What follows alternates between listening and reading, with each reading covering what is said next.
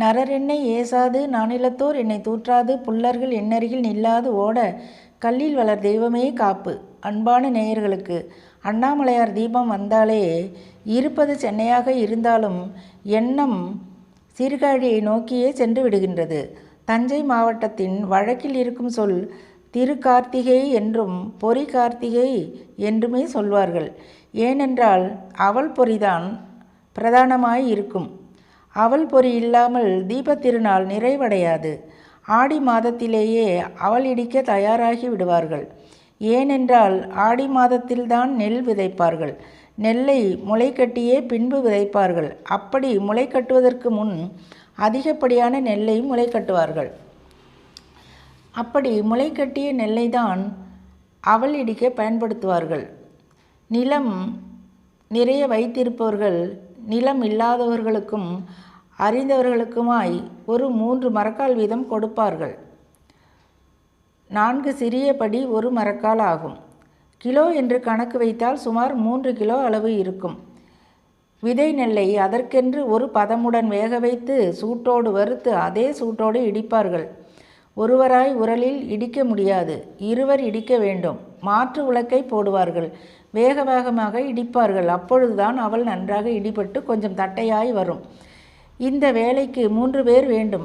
இடித்த அவளை முதலில் கார்த்திகை மாத தீபத்திற்கு வேண்டுமென்று எடுத்து வைத்துவிட்டு அதன் பிறகே சிறு பிள்ளைகளுக்கு கொடுப்பார்கள். அந்த அவளைதான் உருண்டை பிடிப்பதற்கு வைத்து கொள்வார்கள். வீட்டில் நிறைய திருமணமான பெண்கள் இருந்தால் யாராவது ஒருவர் வீட்டில் அதிகமாய் இடித்த அவளை கார்த்திகை தீபத்திற்கென்று அனைவருக்கும் பங்கு வைப்பார்கள். இதையெல்லாம் வேடிக்கை பார்ப்பதுதான் குழந்தை பருவத்தின் வேலையாய் இருந்தது எங்களுக்கு. நம் முன்னோர்கள் ஒவ்வொரு விஷயங்களையும் நமக்கு எப்படியெல்லாம் தந்துவிட்டு சென்றிருக்கிறார்கள்.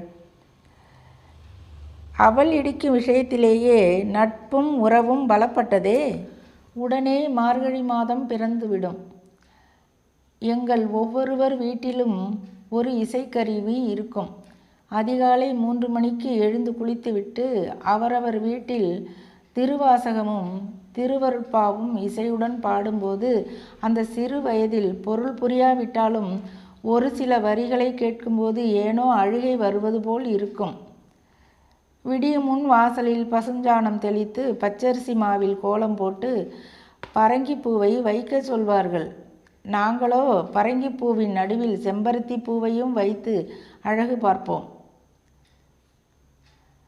என் அப்பா அம்மாவிற்கு 2 குழந்தைகள் பிறக்கும் வரைதான் சென்னை வாசம்.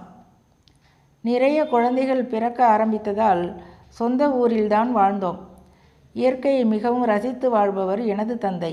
மாதத்தில் 2 முறை எங்களை பார்த்துவிட்டு செல்வார். அப்பா இருக்கும் நாட்களில் பாசத்தை பொழிந்துவிட்டு செல்வார்.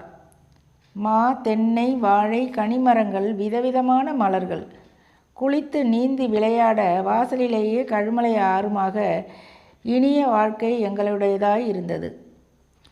நீங்காத நினைவாய் இருக்கிறது. ஒரு கவிஞர் பாடியது போல் இன்று நினைத்தால் இனிக்கிறது, எங்கோ மனது பறக்கிறது. உங்களுக்கும் இப்படிப்பட்ட நினைவுகள் உண்டுதானே நேயர்களே? அடுத்த பதிவில் சந்திப்போம்.